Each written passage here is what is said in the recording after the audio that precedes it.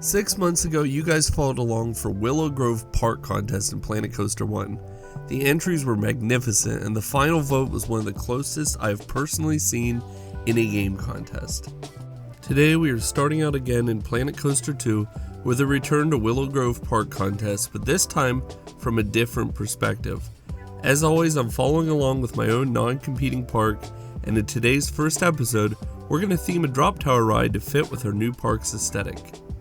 Welcome to Planko and Chill. If you like theme park gaming, go ahead and hit the subscribe button. First, I need to show you the park as it is now, which is not very built up yet, but it does show a bit of the style I'm going for. Our first park was built in honor of Agatha Willow.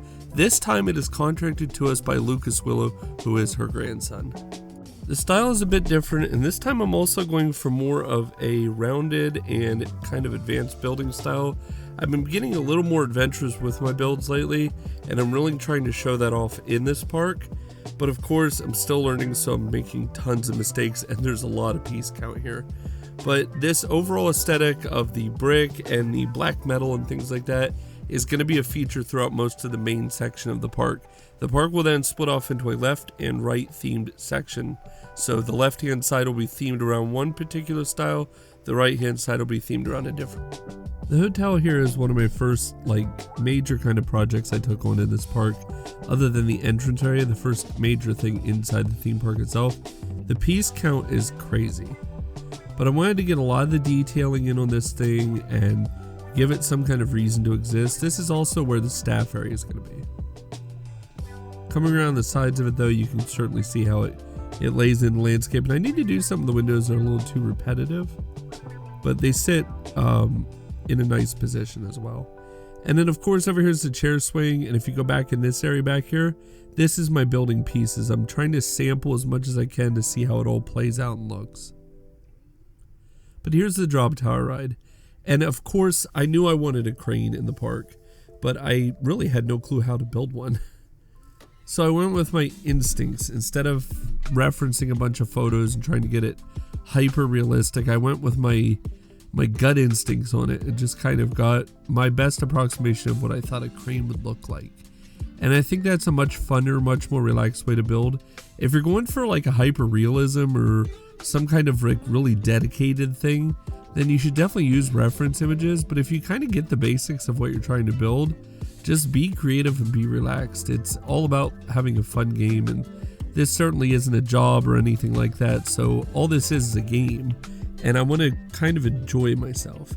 Now, I did cheat a little bit here on the count, of course, for pieces. I used like solid cubes and stuff like that for like chunky structures. But then, of course, I put this caging around it just to give it a little more depth and interest. And the ladder up the side, even though it would serve absolutely no purpose to anybody. And I knew also I wanted lighting on the ride. Lighting was really important to me early on in the process. I think what I'm going to eventually do with the lights is get them to blink from time to time.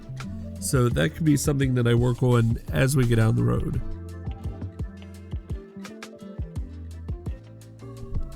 I think I also want the lights to have like a red look to them.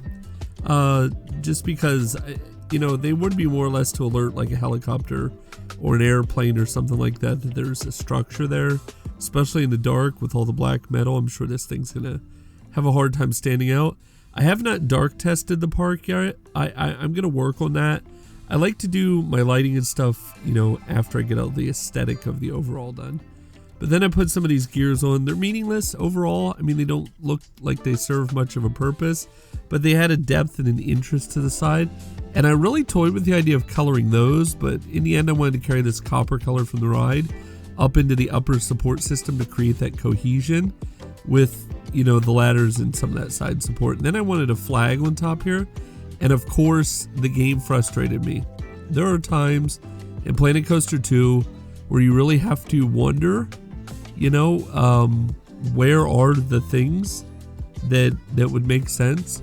And in this case, it was flags. I know there's like a US bunting for like the Wild West, but other than that, there's no actual flags. And and this is the midpoint of the build, and I was thinking, oh man, a flag would have been great up here. It would have looked so good.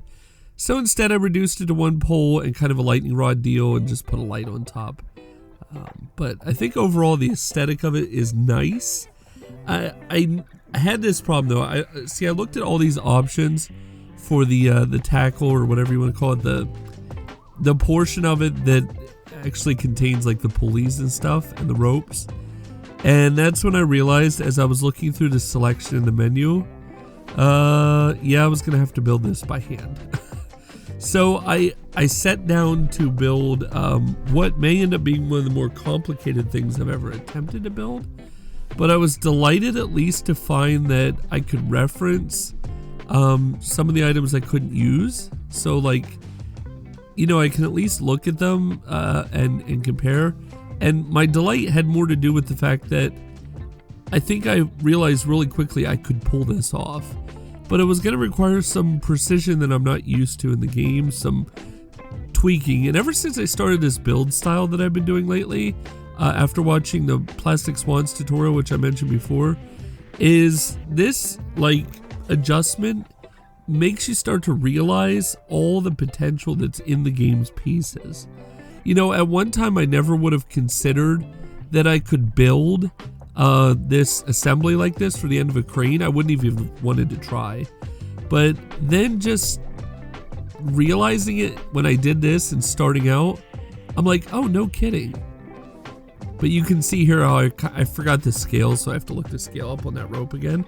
Because I'm going to take this smaller portion and scale it to the straight piece. That way the rope's diameters match when you line them up. And of course, you'll see, if you watch it very carefully, my alignment was off, and then it was off again. Because if you look here, I don't switch perspectives. So I go to move everything, adjust everything, grab everything, and then I go to like rinse and repeat and do the flip, and it's off. It's off by like a little bit. You'll see it here. It's when I change perspectives here, you can see it's just off slightly, right about 3/4 of the way up. And I debated real hard about just leaving it. And then I thought, no. What's going to happen is I'm going to notice that down the road, and it's going to be really hard for me to get a hold of the right pieces and shift and move them. So I thought I better do this right before I put that. But here it is. I put the piece in place up here, and I was like, oh, no kidding. This is it. There's the crane. And I think it looks fantastic. Against the skyline, this thing really looks nice.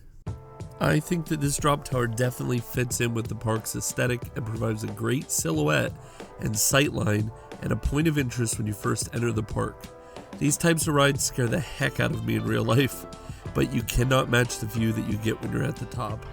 In the 6 months since the first contest, we have seen a lot of changes and growth both on this channel and in our Discord family. The builders that will be involved this time are also content creators, and in some cases you will likely start to see a few channels playing along with their own Willow Grove parks. The rules for the contest are wide open enough that there will be many magnificent parks created along the way, and I look forward to each one. You can compete in this contest if you would like. There are a lot more people who are competing this time than the first, so the prize is a $100 Amazon gift card. To compete, you just join the Discord that's down in the description, and from there you can get the map code, the rules, and the deadlines. Be sure to say hi when you drop in so I can give you the roles. Thanks so much for tuning into this episode. Be sure to comment with some ideas you have for the park, and as always, I will incorporate those into it. My name is Jason, aka Planko and Chill. Thanks so much for watching again. Have a great night.